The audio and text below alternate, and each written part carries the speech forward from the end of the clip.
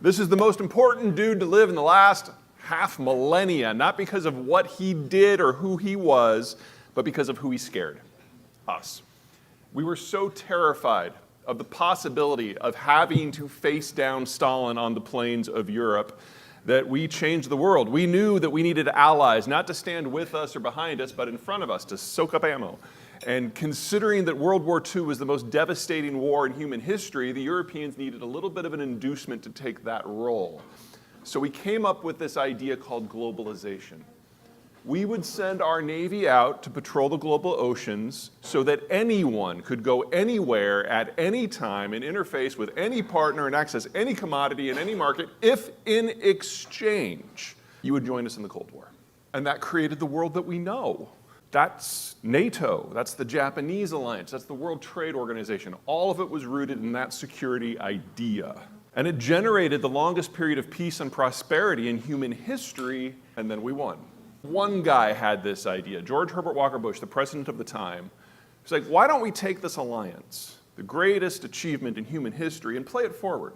Not just for another generation or two of American preeminence, but to remake the human condition. He was the perfect guy for that job. Not only was he the president at the time, and not only had he served in the White House for 8 years before as VP, but he had run the CIA, he had been in Congress, he had been ambassador to China, he had been in the business community. His Rolodex was the world's largest. He knew everyone, he understood how it all fit together. He was the right person at the right time in the right job. So of course we voted him out of office. And instead of having that open, honest conversation with ourselves, we started down a different path, where we became ever more internally focused and narcissistic. Because we had never invested our economy in globalization, it was a bribe. If we had done it for ourselves, no one would have joined. And so in this series of ever more internally focused narcissistic conversations, we elected a series of presidents, culminating with the current one, that took us further and further from that vision, or even the conversation about the vision. The biggest difference between Trump and Biden from an international economic point of view is that Trump would put his policies on Twitter. Biden takes those same tweets, runs them through a grammar checker, puts them into the bureaucracy so they outlive him. From my point of view, they're almost the same guy. That takes us a lot of places. The rise of globalization, now it's steady unwinding. For this crowd, I think the best place to start is with the money. This is net worth in the United States by age bracket.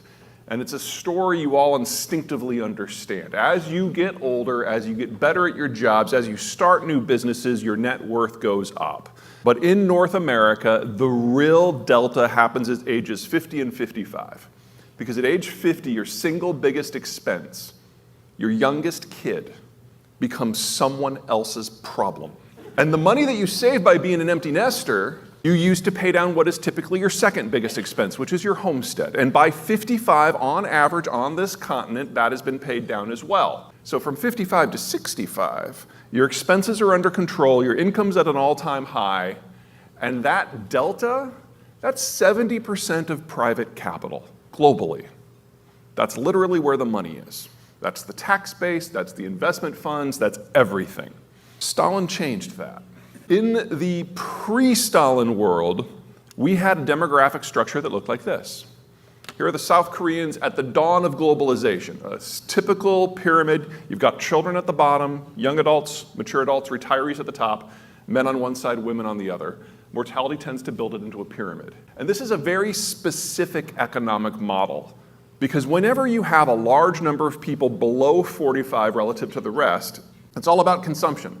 You're raising kids, you're building homes, you're at the start of your lives, your experience is relatively low, your remuneration is relatively low, your skill set is relatively low, but there's all this consumption. What you lack are people aged 55 to 65, the people who generate the capital and the tax base.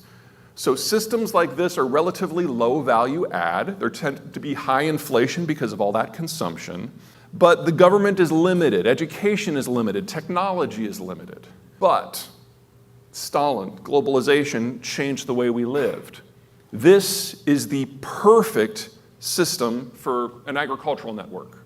When you live on the farm, kids are free labor, you have as many of them as you can put up with. But with globalization, we all suddenly were in the same pool together, and we had the opportunity to specialize. And when you specialize and you go into things like manufacturing and services, none of those jobs are on the farm. And as you move from the farm into the city, you discover that kids are no longer an economic asset, they're a burden. And 2 generations on, we look like this. Wildly different economic model. Lots of people in that 55 to 65 block. Folks that are not just capital rich, but skills rich, the most productive workers humanity has ever seen. But they are no longer consuming as much because there aren't a lot of kids. So that stuff has to be exported, but the value of those products is massive. The volume of the tax base is massive. You get great infrastructure, you get great education, mid-career training, amazing government services. But it's a one-way trip. The Koreans are not the only ones who have done this. We've all gone from the Korea of the 50s to the Korea of now at different starting points, at different speeds. Everyone has their own little story, but we're all on the same highway here. And in the next few years, the Koreans will lead us into whatever's next. As that bulge that's currently capital rich and skills rich and paying taxes ages into mass retirement and it all goes away.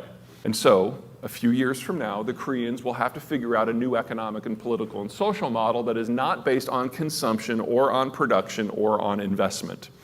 Look at it, I have no idea, because no country in human history has ever crossed that Rubicon. And the Koreans definitely will not be alone. All right, let's start bottom left with the Germans. Same situation as Korea for very similar reasons. This is their last decade as an industrial power. If you want a Beamer, get it now. You should probably get 10 years of parts because you're going to need those. Top right, Mexico. Very different story here. When the Mexicans heard about globalization back in their 40s, like, oh, that's just another American security ploy. We're not falling for that. The rest of the world did, Mexico didn't. And so they didn't start urbanizing and industrializing until the wall fell. And they're like, well, shit, this is the only game left in town. So NAFTA happened. And they started industrializing and they started urbanizing. And since then, their birth rate has dropped by 60%. A couple things from that. Number one, if they keep aging at their current rate, they won't be in a German-Korean style problem until 2080. That's a lot of time to figure out another path. Second, in the meantime, you've got a young demographic that is rapidly aging, which means you get this heavy activity of people in their 20s and 30s who are not weighed down by having 9 kids. The consumption and the growth that comes from that is massive. We've seen this before. This is China in the 80s and the 90s. This is Europe in the 60s and the 70s. That's a minimum of 25 years of fantastic growth. And in the meantime, they do the low and the mid tier, we do the mid and the upper tier for manufacturing. It's the perfect partner by any number of measures. If there was one country on this planet that we wanted to have as a trading partner, Mexico's the one we want. And so this year, Mexico retook its position as our #1 trading partner. They will not give that position up in our lifetimes. There are a lot of things about Donald Trump that I'm like, after 2, when it was done, how it was done, with who it was done, one of the great foreign policy successes of the last half century. Then there's us, kind of a chimney. Couple things going on here that don't really relate to the rest of the world. They're really homegrown. So number one, globalization was a bribe. We never invested our economy into it. So we didn't industrialize nearly as quickly as everyone else. Slower process. Second, a lot of elbow room in the United States. So we didn't go farm to city. We went farm to small town to suburb to city. And so the degradation in our birth rate was much slower than everywhere else. And it shows. If we keep aging at our current rate, we won't be in a German-Korean situation until 2070. Again, a lot of time to figure out something else.